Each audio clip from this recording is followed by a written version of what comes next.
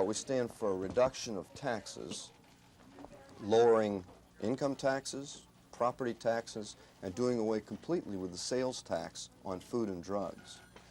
We stand for 100% tuition tax credits, which would enable persons who are sending their children to private schools to apply that money as a credit to either state income taxes or state property taxes, and to enable anyone who wants to pay any child's tuition to have that same tax credit. Next is a constitutional amendment to allow citizens to initiate referenda and recall office holders.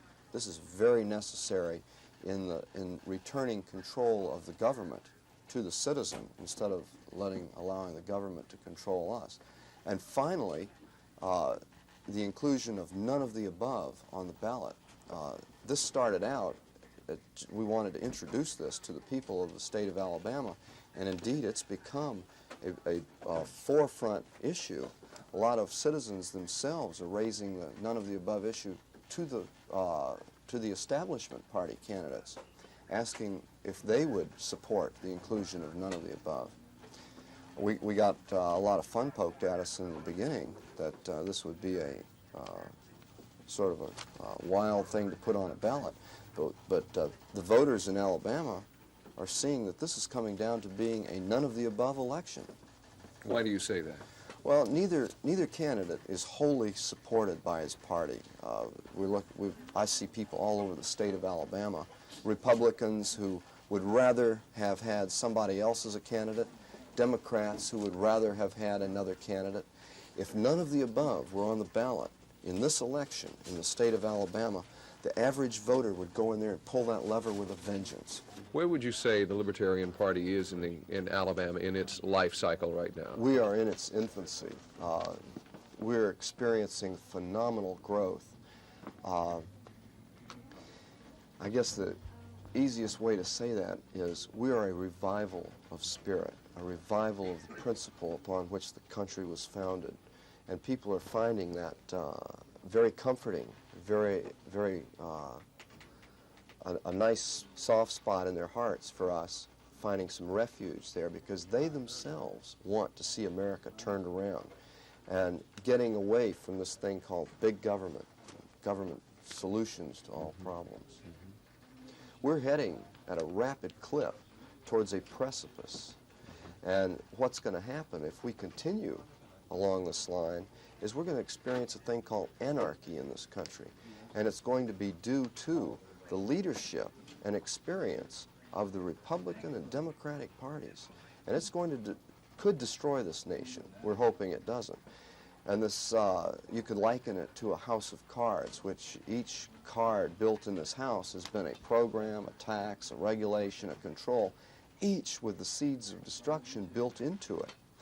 The Libertarians stand for a very careful dismantling of that house of cards so that we can avoid this anarchy and avoid the destruction and chaos that could be brought about by a surprise collapse of the house of cards.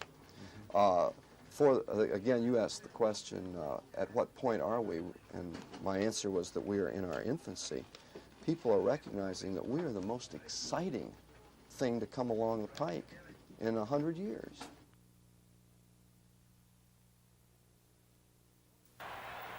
Florida scored early in the second quarter in this James Jones run. He was the game's leading ground gainer, 107 yards on 16 carries.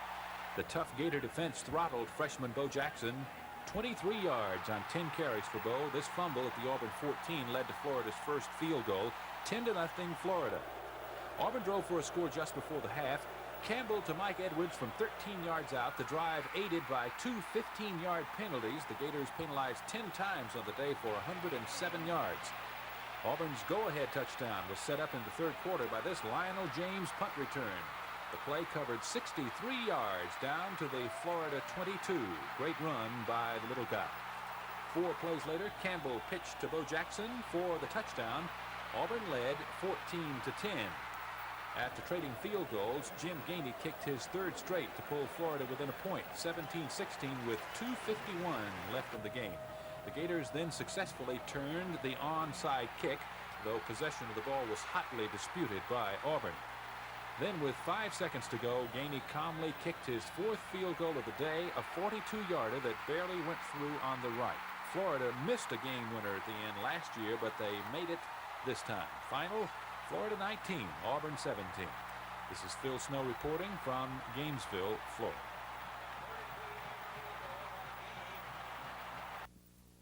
The Battle of A&M and State has become known as the Magic City Classic. This afternoon in Legion Field, the Bulldogs got the first score of the day as Reginald Gibson, the former Shades Valley running back, gets the call at left end. The speedster rips downfield for a 55-yard touchdown run. Alabama A&M takes a 6-0 lead. The point after kick is good, and it's 7-0. The Alabama A&M Bulldogs lead it. With just a few minutes remaining in the first quarter, A&M tailback Willie May goes it right in, rips off a big 30-yard gainer down to the state 35-yard line. The Bulldogs offense stalled just a little bit from there and had to settle for a field goal. Joey Malone makes good from 18 yards away as Alabama A&M takes a 10-0 lead over the Alabama State Hornets. As the first quarter came to a close, a big defensive play had a lot to do with the outcome of the game. Alabama A&M Paul Brown recovers the Alabama State fumble. That led to another Bulldog field goal. They led 13-0. But the Hornets were not completely without offense. Watch number 42, tailback Walter Shelley. Left in, nice move as he moves his way deeply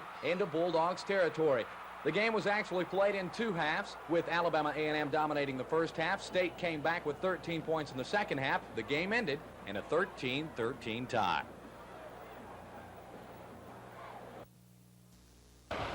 You've probably heard of Massachusetts Senator Ted Kennedy and former Vice President Fritz Mondale. Both men are likely contenders for the 1984 Democratic presidential nomination. Now meet Ruben Askew. If we want people to believe in their government and the decision, accept the decision of the government, you can't say how bad it is over and over and over and then expect instant credibility just because your name is on the door. The former Florida governor is 54 years old, and after 10 years of serious consideration, he's finally jumping into the presidential pool. But I think it's time to stop running against the government. We know that government left unrestrained can grow at a cancerous rate. So you have to keep a tight rein on the growth of government. At the same time, however, we have some good people in government. Mr. Askew does take some shots at the current administration, especially Mr. Reagan's economics. In the past year, Mr. Askew has traveled to all 50 states, spending more than $250,000 to find out if the American people want him as president. I think I've got a record in government of being willing to take risks if I thought they were right for the people. I don't believe anyone's got a lock on this, far from it. I think it's wide open. It's my intention, should I run, is to go out and try to convince the American people. I believe I just may be able to do it. He'll find out in 2 years. Tom Foreman, WSFA TV News.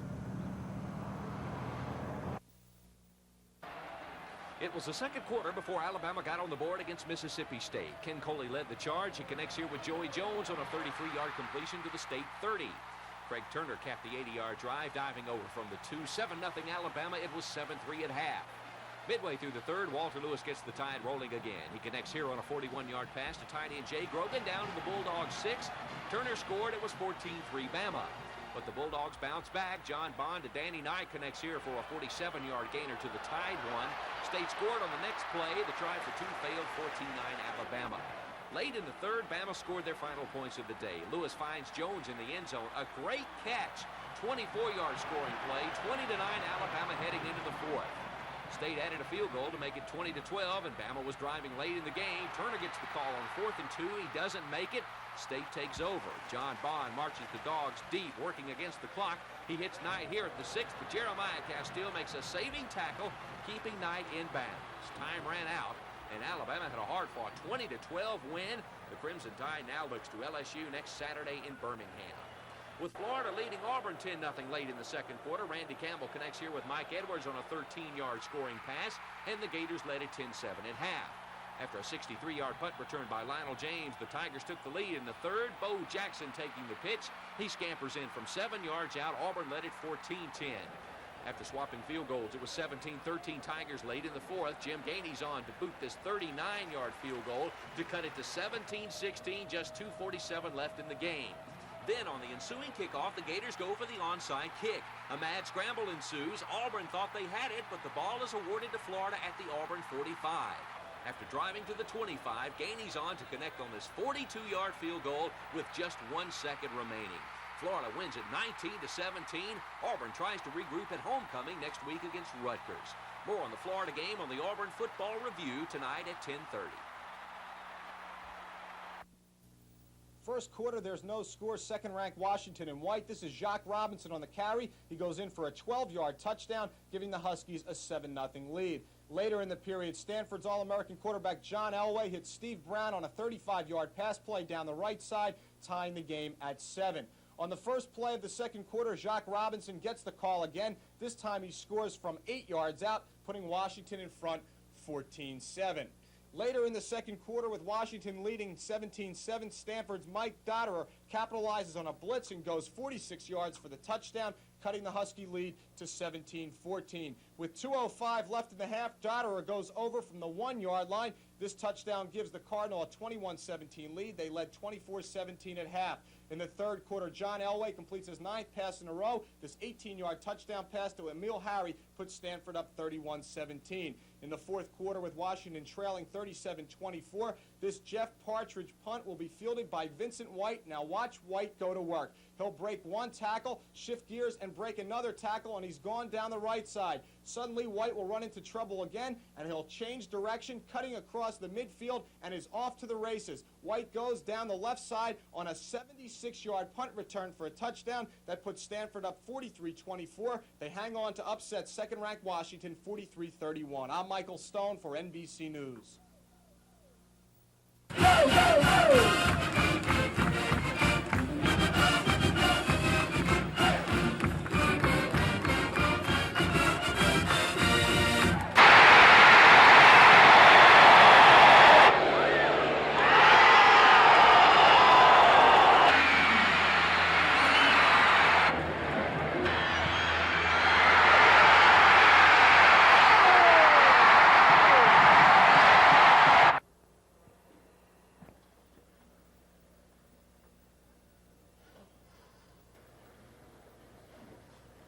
Looked like you fought them the second half. But you can't play that kind of team for 30 minutes. You got to play them for 60. The things we talk about, the difference between winning and losing, turnovers, mistakes, touchdown callback, have an opportunity to recover a fumble. Just little things. Little things make a difference. What happened today is not going to make the rest of the season any easier. In fact, it's going to make it a hell of a lot tougher. A lot more difficult. But you still got a chance. You still got a chance. You still got a chance to be champions.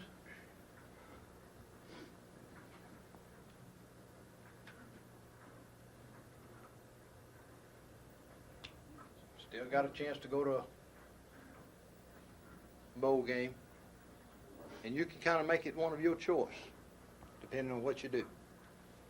Next week, coaches, players, seniors, leadership, be the biggest challenge we've had all year long, to get ready to play Rutgers on homecoming. We'll have to beat Rutgers. We'll have to have the best coaching job that we've had all year long. We'll have to have the most senior leadership we've had all year long to get ready to play because of the nature of the game. These members of the AUM Student Government Association are about to find out they've just been involved in a simulated car-van collision on Interstate 85. The victims volunteered to participate in the mock emergency disaster drill to prepare the University Medical Center for the real thing, a Code D. The injuries vary. Most victims have major lacerations to all parts of the body. Some are bleeding profusely, while others are suffering from major head injuries, fractures, and burns. One victim goes into hysterics from fear of being injected with a hypodermic needle when he gets to the emergency room. This husband is comforting his wife while waiting for the ambulance to arrive. She burned her hand in the crash. and this simulated victim will be pronounced DOA, dead on arrival. Once they're transported to the hospital, a triage team will determine a priority for treatment of the injuries according to severity. This is the first time these students played parts of victims in a tragic accident.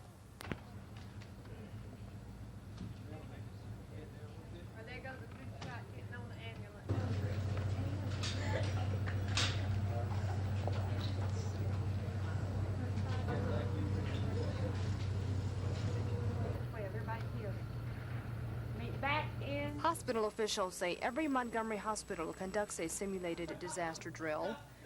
The catch is, they never know when the real Code D will occur. Kim Davis, WSFA TV News.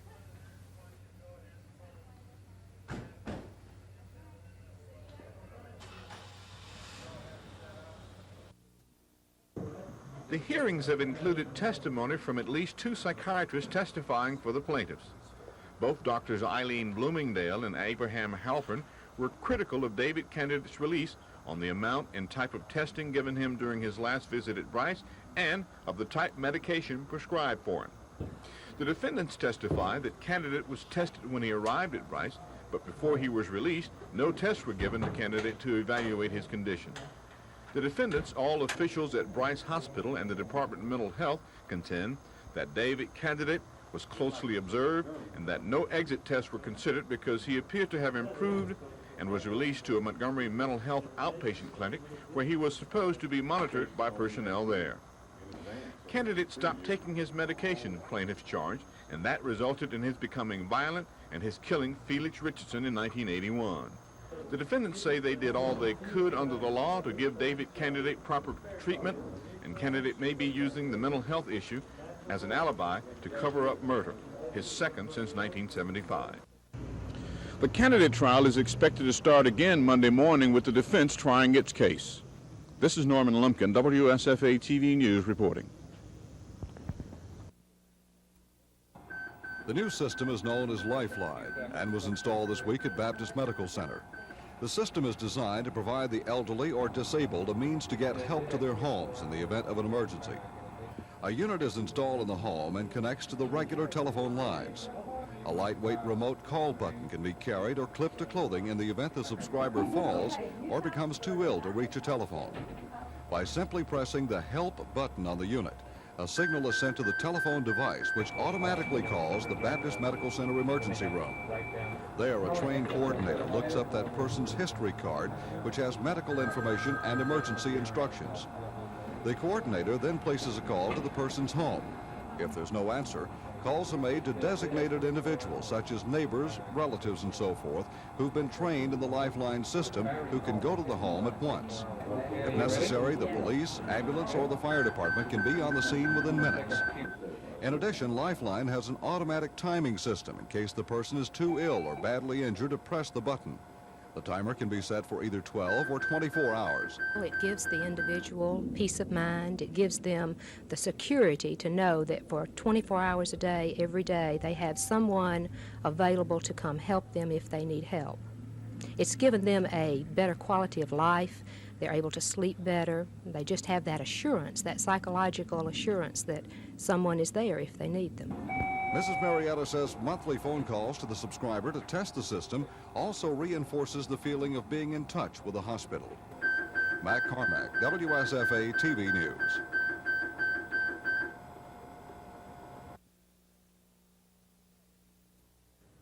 Well, I think everybody's playing real well. Chuck Person's playing great. Lockhart's playing well. Greg Turner's playing very well. Tipton's playing well. It's just like Robert Leake and Errol Hayes. All the guys are playing exceptionally well. How does having all these numbers, like you got 15, 16 guys that can really play now, does that help in practice? It does. Every position is more competitive, and you know you don't get any easy players to play against. Everybody helps everybody. That's going to help the team, huh? Yes, sir. You excited about it this year? I'm very excited. You know, we got a chance of having a great team. It's really up to us. You know, it's all in our mind what we can do. You're not going to be slipping up on anybody this year. They've heard about you now. No, sir. Everybody expects us to have a good team. So, like I said, it's up to us. We go out and just play as hard as we can. We can beat anybody.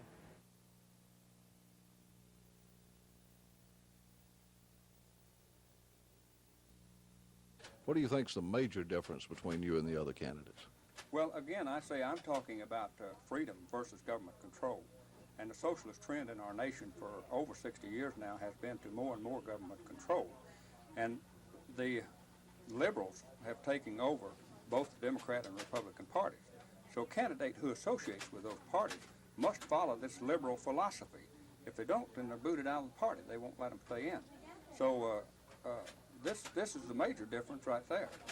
Now, when I speak of the problems which are facing us today, unemployment and the causes of the unemployment and the poor economy, foreign imports and illegal aliens coming into our nation, I plan to do something about it.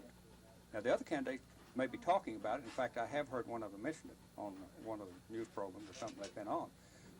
But they're just talking about it. They don't plan to do anything about it because that is against the liberal philosophy. All right, what are your plans to do something about it? How are you going to accomplish your goals?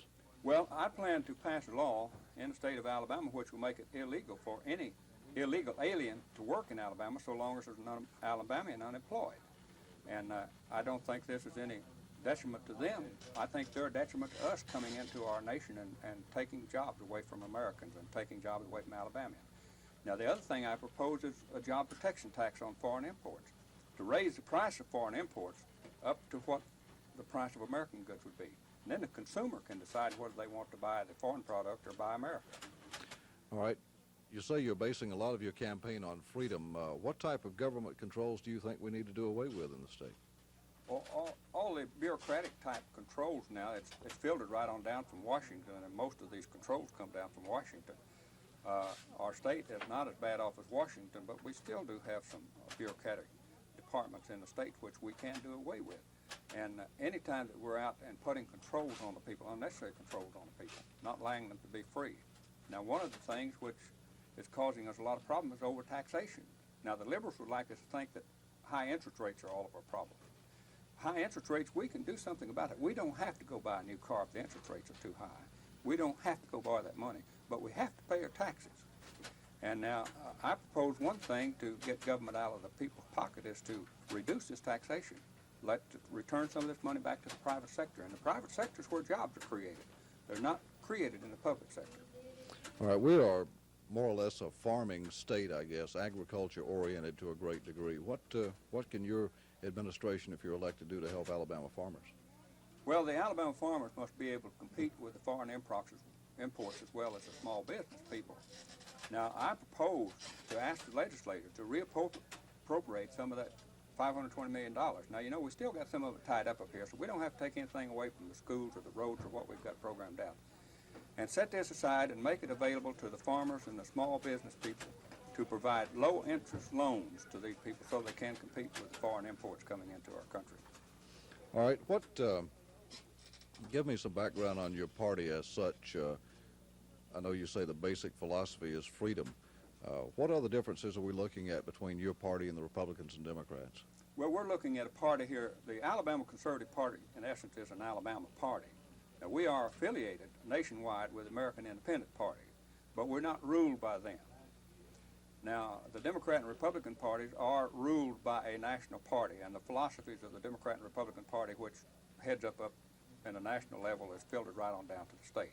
But we're free here to support the people of Alabama, to do what the people of Alabama want to do to get the economy back moving. And my philosophy is, and if they buy it, they'll go vote for me, is return money to the private sector through reduction in taxes.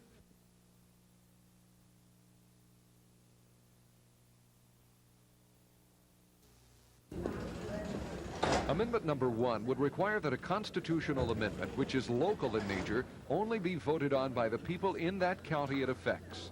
This voting procedure could only be used if the proposed amendment passes both the House and the Senate with at least a 3/5 vote and without any opposing votes. Each proposed local amendment would also have to be approved by a local constitutional amendment commission, consisting of the governor, the lieutenant governor, the attorney general, the secretary of state, and the speaker of the House. Amendment number 2 would change the method for the legislature to give judges pay raises. Currently, the Constitution allows judges pay raises, which have been recommended by the Judicial Compensation Commission, to automatically go into effect unless the House and Senate stop them. The proposed amendment would require both houses to adopt a joint resolution on raises before they could go into effect. Amendment number 3 would allow the legislature to move out of the Capitol while it's being renovated. Amendment number 8 deals with Bullock County and would grant permanent status to the Bullock County Development Authority and provide for the use of existing revenues for construction of a jail and other county buildings. And it would also lower the sales tax in Bullock County. This is Bob Howell, WSFA TV News.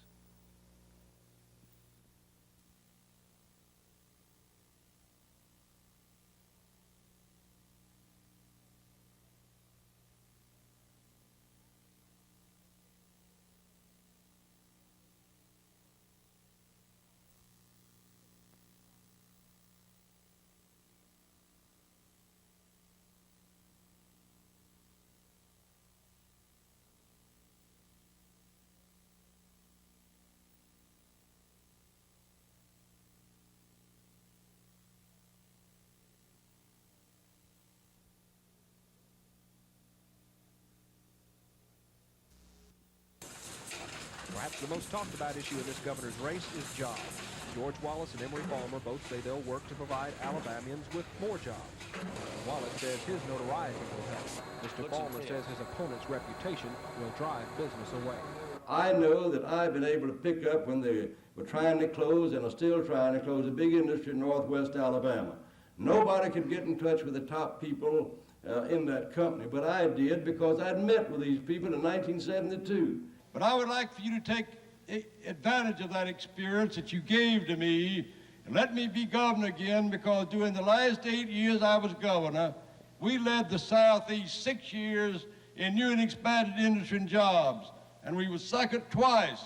We must get a good economy by attracting businesses and having a good business climate in the state of Alabama.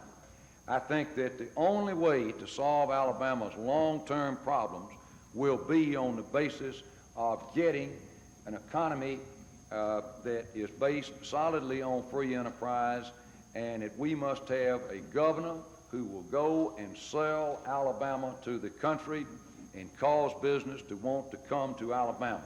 Education has been another primary issue. Mr. Wallace says he's proven his support for education. Mr. Palmer says we must not forget that the child is the object of our educational efforts.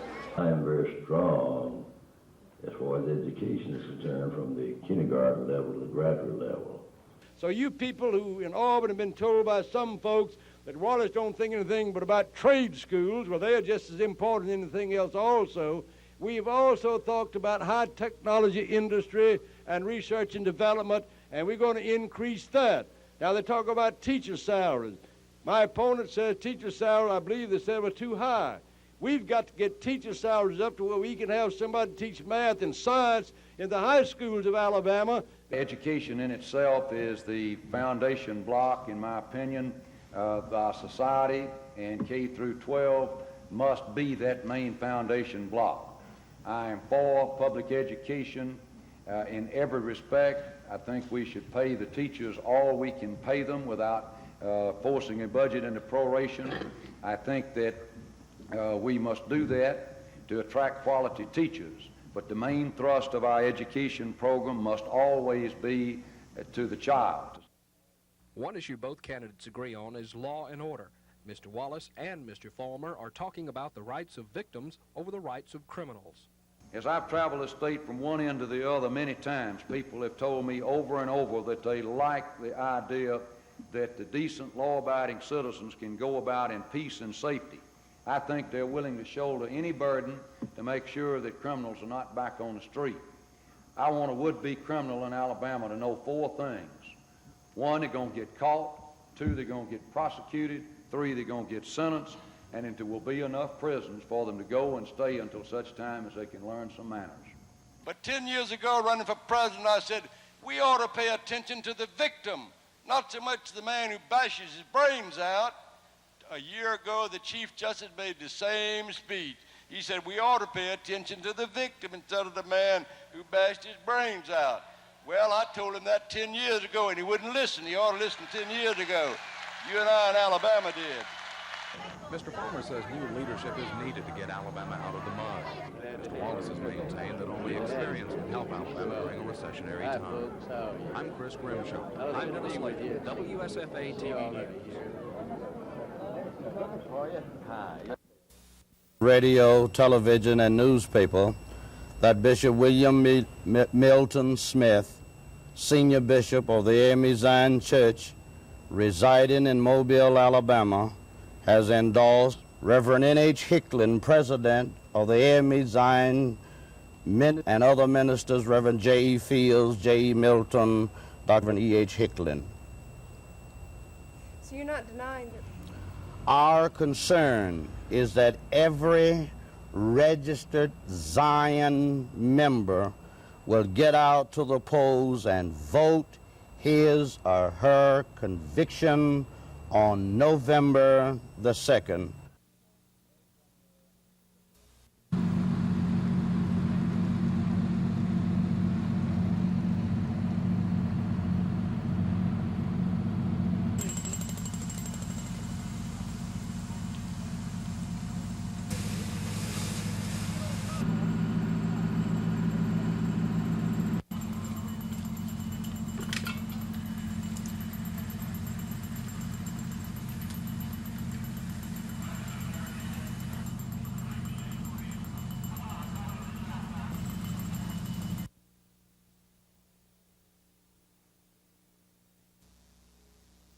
Approval to release Ms. Bozeman and Ms. Wilder came with little fanfare.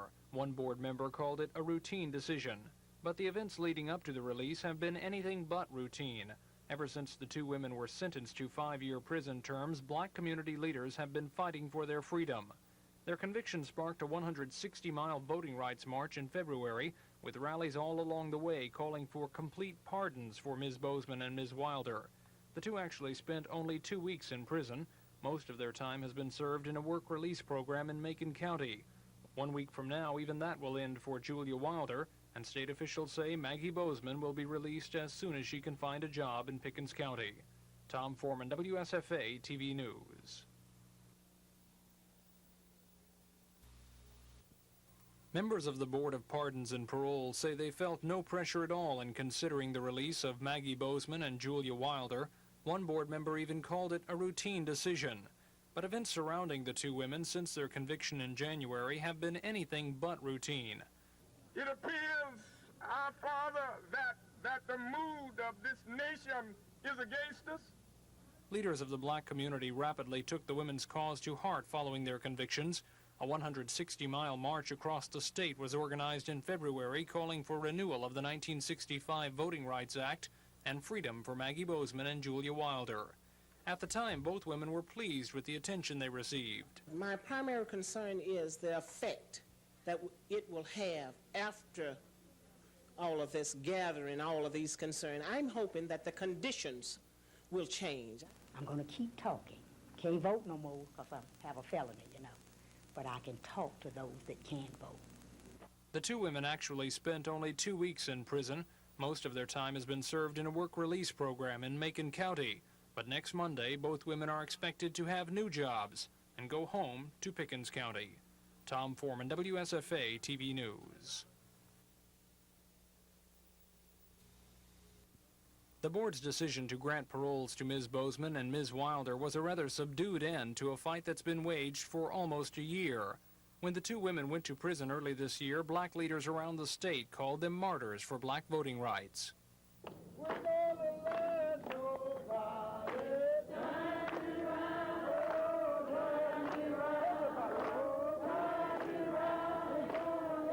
Rallies were held in many towns, and a 160-mile march across the state was staged to call for renewal of the 1965 Voting Rights Act and freedom for Maggie Bozeman and Julia Wilder. The two women actually spent only 2 weeks in prison and even appeared at some of the rallies while on work release programs. And we are so proud that people across this nation have focused in and cut in on the struggle and the cause for freedom. We are hoping that because of what we are doing, and we are talking about the foot soldiers, the publicists and what have, will bring about the extension of the voting rights act. Today, some of the people involved in the fight for the women's freedom were on hand to hear the parole board say the pair will finally be allowed to go home to Pickens County. Tom Foreman, WSFA TV News.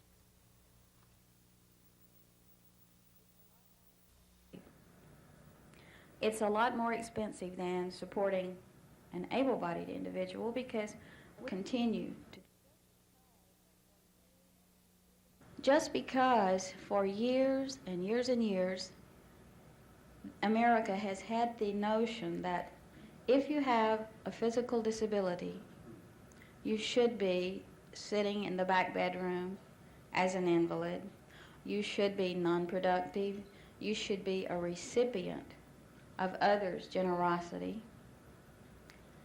Just because America had accepted that idea, I will not join him in accepting.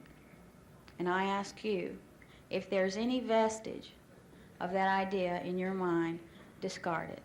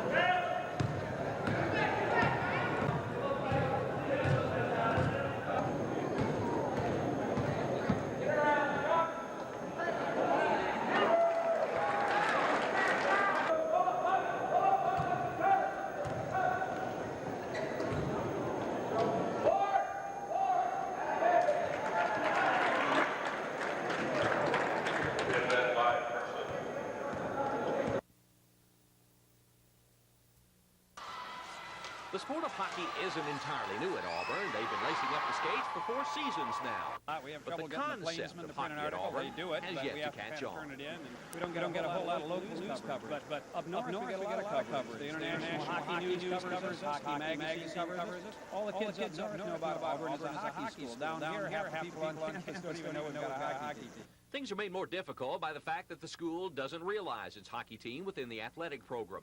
Team members are awarded no scholarships, they pay all of their expenses, and they must travel 50 miles to Montgomery just to practice, which of course includes renting the ice rink at Eastdale Mall.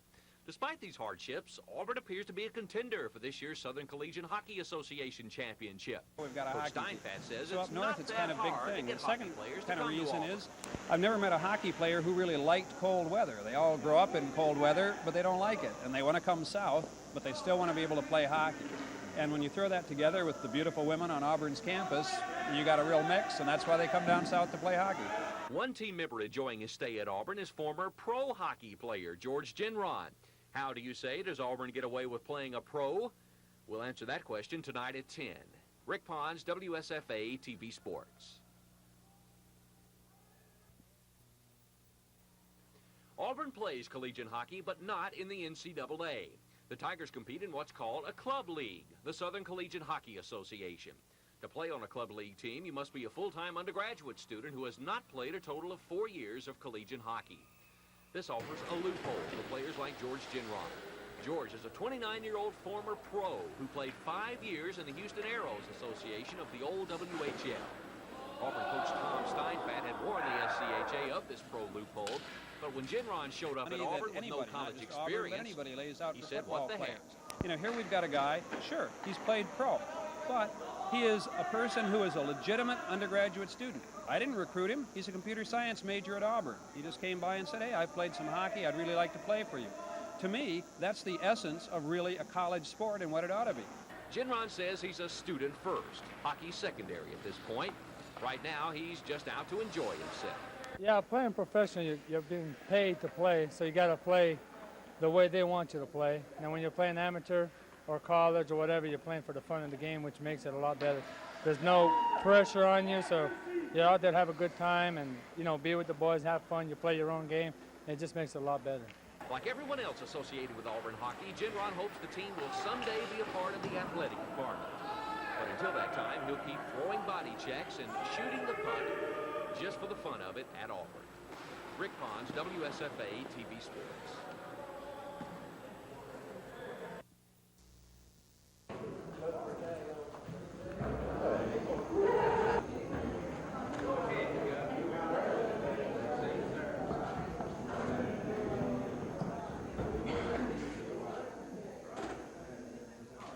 Hi, Governor. How are you? Well, I think a governor has a role to play. Transportation is important. The infrastructure of education supports our towns and cities. But as I have said many times, the biggest thing a governor can do is to say to the federal government, look, you can cut us down here, but balance your budget and give us a 6% prime rate interest again. And we've done that. But any politician, whether he's an Alabama governor, a Georgia governor, or whoever, that says, look, I can wave a magic wand and create jobs in the private sector, he's misleading the people to the point of a fraudulent statement, in my judgment. I never have seen a politician create a real job in the private sector in my life, and don't ever expect it. Thank you, sir. All right. Well, I just feel it in the air because I have spoken this last week about 17 times, and in northwest Alabama, for instance, and in Decatur, in that area, we drew the biggest crowd we've ever drawn at any time in the history of running for governor. 2 to 3 times more in places like Hamilton, Alabama, Decatur, Alabama, and I think that's a good sign.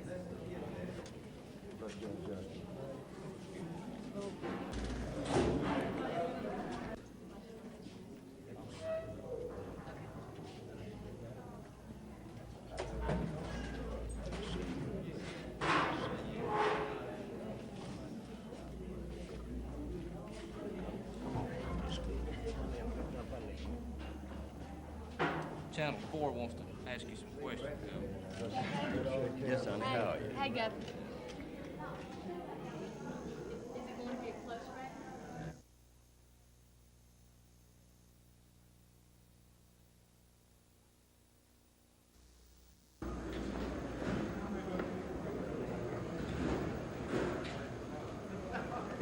I think so.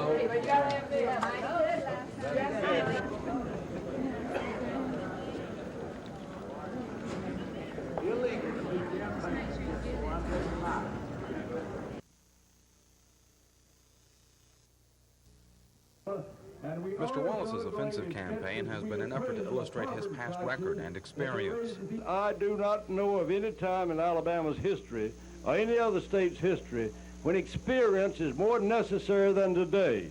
And this recessionary period in which we live, that when I was governor, we did more for Auburn University than any governors had ever done in a comparable period of time. We were announcing a multi-$100 million industry almost every month when I was governor of Alabama, and a big industry in this section of Alabama in the great Tennessee Valley area. But Mr. Wallace has also worked hard to undermine the Republican campaign. As examples, Mr. Farmer pounded hard on the imagery of so-called Wallace cronies. Mr. Wallace tried to enhance that image. You know, these are some of the cronies, you might say, that are going to help us in government during the next 4 years in Alabama. These young progressive people who have, of course, have innovative new ideas, and they are going to take over government in the future and in business and all aspects and phases of our society. Mr. Palmer's campaign was partially based on a tough stand on law and order. But 10 years ago, running for president, I said, we ought to pay attention to the victim, not so much the man who bashes his brains out. What were they doing 10 years ago? They were building houses under a subsidized federal housing program, getting to be a multimillionaire like most all Republicans are in Alabama. And while Mr. Farmer hasn't himself made the former governor's health an issue, Mr. Wallace has defended it. And we elected President Franklin Roosevelt 4 times in a wheelchair. You don't govern Alabama with your legs, you govern it with your head.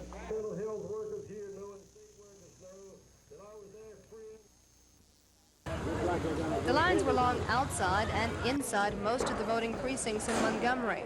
While candidates' campaign workers were handing out marked sample ballots outside some polling places, inside, poll workers were busy trying to get the voters registered so they could make room for the others in line. One voter says it took him about 30 minutes to cast his ballot this time, but it took him only 5 minutes to vote in the September runoff election.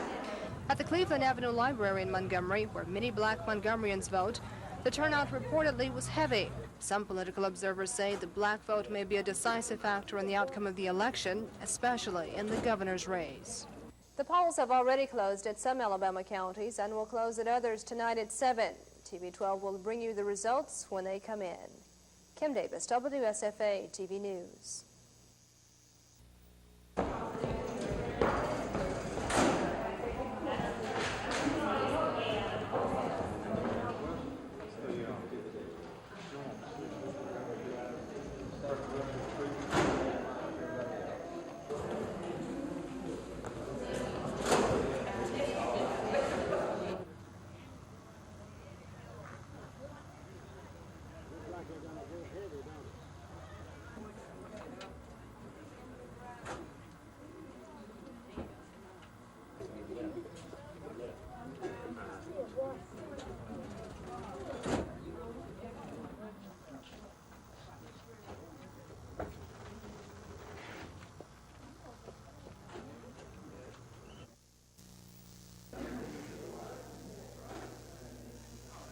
Hi, Governor. How are you? Can we ask a couple questions? Go after the job, face the issues, be totally candid with the people of Alabama, act according to your conscience, and let the chips fall where they may. And I want to take this opportunity to say that I'm very grateful to the people of Alabama for allowing me to be the governor, and that we will have the most efficient transition for the next governor and to the next administration in the history of the state.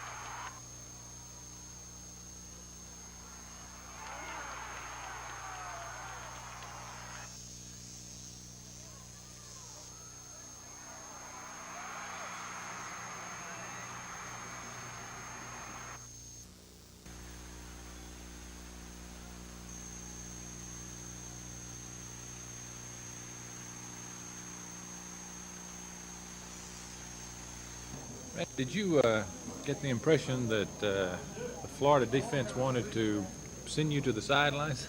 I kind of got that impression at the beginning of the game. I thought they were trying to intimidate me because they did take a few cheap shots and hit me from behind and, you know, kind of rubbed my face in the turf a few times. And they didn't do it much after the first half. So I don't know what their thinking was. Did it ever affect your play, do you think? I don't think so. Because I knew what they were trying to do right when they started, so I tried to make sure that I didn't get intimidated. And the crowd wasn't really as big a factor as we anticipated it being. They weren't as loud as we thought they would be on our way down there.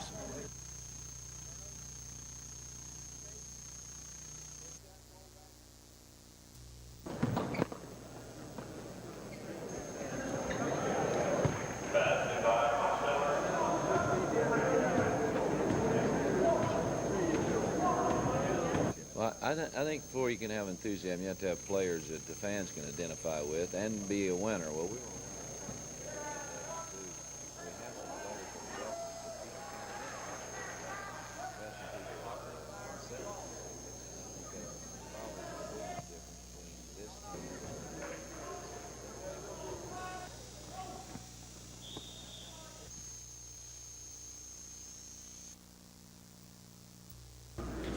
Voters at the Cloverdale Community Center are considered among the most conservative in Montgomery.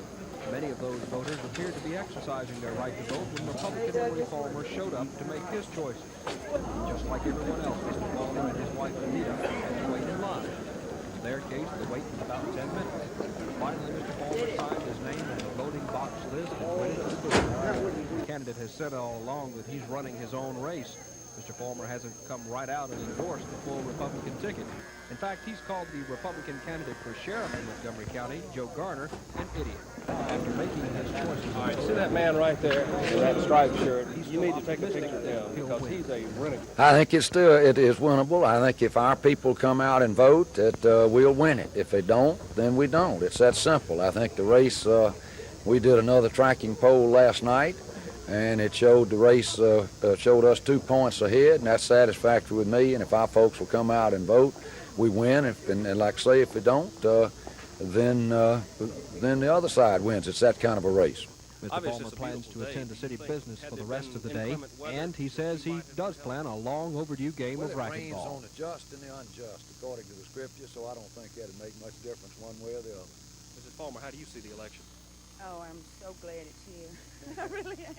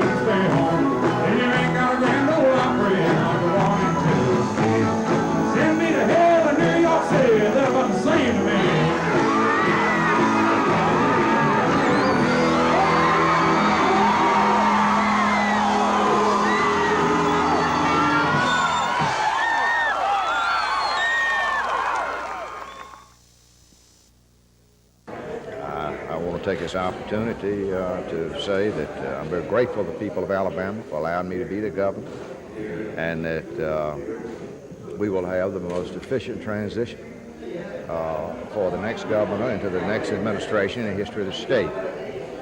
We're prepared to have their key personnel come in a month before he takes office, and when his new term begins, it should be just like a couple of runners changing a baton.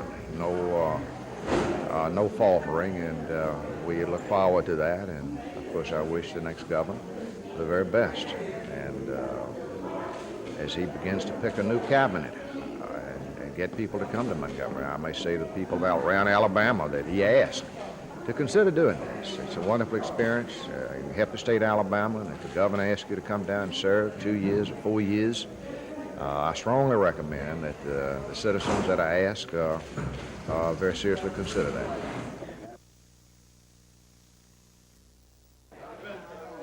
For a little more than 3 weeks, Photographer Vic Irving and I followed the Farmer campaign as it crisscrossed the state of Alabama.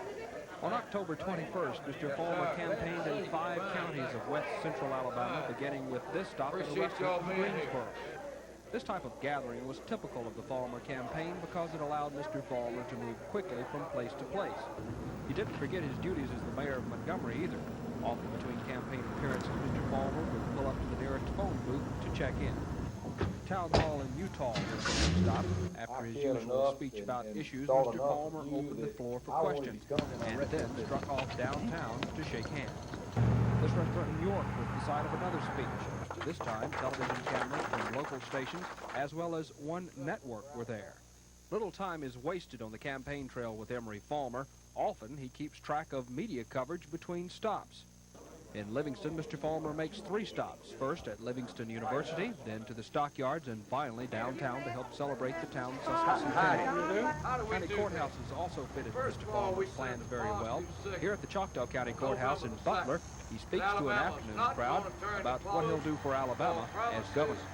On this day, Mr. Farmer traveled on an airplane between some stops. During one flight, he told us what made him decide to run for governor. Well, I began to see over a year ago what I now see as my opponent. I saw this gathering 16 months ago that I thought that George Wallace would wind up being the victor on the Democrat side, and I didn't want this state turned back over to that group, the group around him. So I began to travel around this state, making speeches, letting people know what I stood for and what I believe in, and to see if I could do it. And I did that for months and months before I finally announced. And I'm doing it because I believe very strongly that this state should move forward instead of backwards. Mr. Farmer closed his campaign activities on this day with an airport rally in Demopolis, complete with a high school band. Back on board the airplane, Mr. Farmer relaxed and enjoyed the trip home.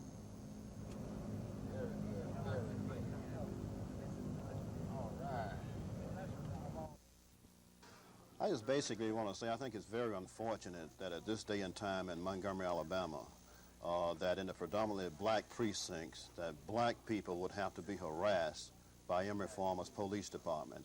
I've seen this happen at the Cleveland Avenue precinct as well as the Newtown precinct, where you have 2, 3, and sometimes 4 police officers surrounding the precinct. As a matter of fact, a young black lady just was arrested on the Cleveland Avenue precinct. I was right there. She didn't do anything except come to put somebody out to vote, and the police department followed her up the street, and soon after that called somebody to come and arrest her.